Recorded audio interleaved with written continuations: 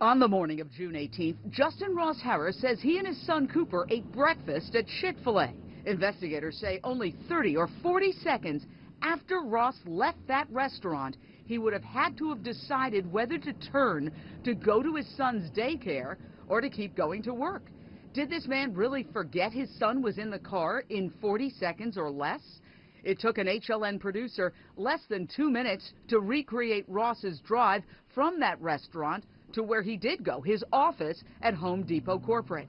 During that drive, Ross likely would have had to have turned right to look over his shoulder, meaning the boy's car seat would have entered his field of vision at least 3 times. Cops say the boy's car seat was only about 6 inches behind Ross's seat and in the middle of the back seat, making it even more visible.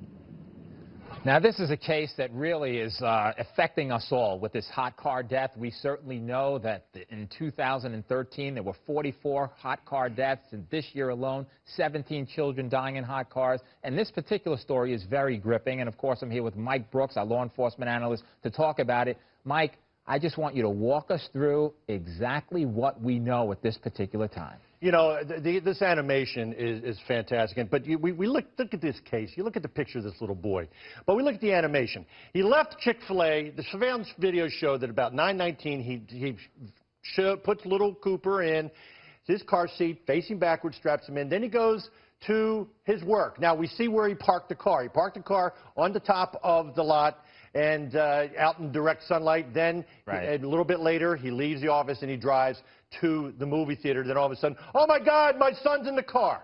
But I've got some real problems with this. First of all, you know, he straps him in, he gives him a kiss. Then it's a short drive, less than 6/10 of a mile, to the parking lot. And he's supposed to drop little Cooper off at the Little Apron Academy, but he backs into the space. He's the last one on the end, and my question is that where he normally parks? That's going to be part of the investigation. Now, law enforcement has already gone back, and they've done a recreation of this also. So at 4:16, Ross leaves work, and he begins to drive to the movie theater. But at 4:01, he calls his wife. It was a 1-minute call. Did he reach her? Did he not? Then it shows him leaving.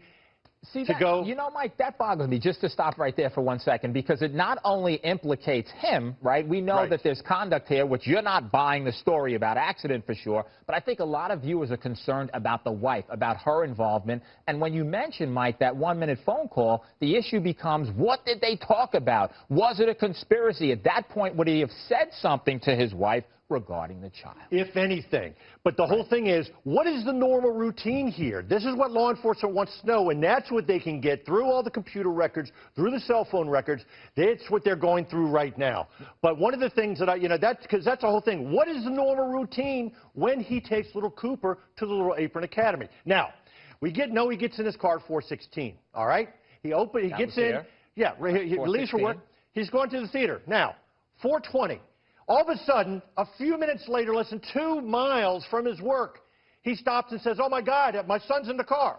You're going to tell me, because of the heat that was inside that car and what witnesses have said about the odor in that car, that he didn't know that? I'm not buying that story, Joey. Well, I think that's why it's a problem, Mike, because certainly, even forgetting about, for 1 second, the car being in the child being in the back seat, what do we do? The first thing when we go to our cars, right, especially if in the summer, we roll the windows down. Absolutely, especially when your car's been sitting in direct sunlight for almost 7 hours.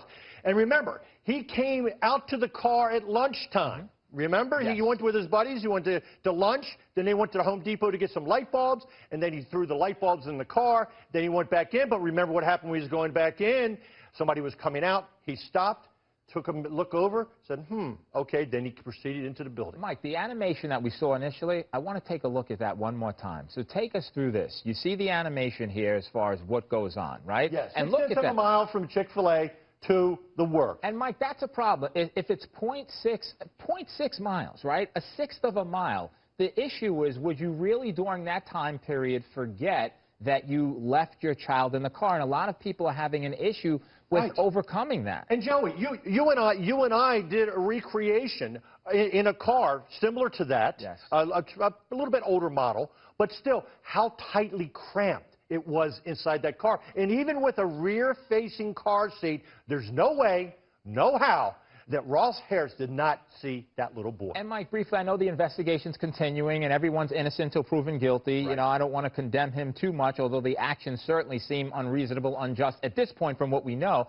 But what's your thoughts regarding his wife, what she knew, when she knew it, and whether law enforcement will implicate her and charge her with the district attorney's office? Well, you know, with the statement that came out through her attorney the other day with Mr. Zimmerman, it seems as if she, Leanne Harris, is trying to distance herself from Ross because she is not mentioned at all in that statement. Right. You know, in some of the statements she made when they were in the room together, in the interrogation room together, and law enforcement was watching, did you say too much? That really bothers me. Mike, do you think there'll be other information beyond that that's gleaned? I'm sure that you're, you know, Absolutely. There's got to be, whether Absolutely. it's text messages, emails, something's there. This investigation is far from over.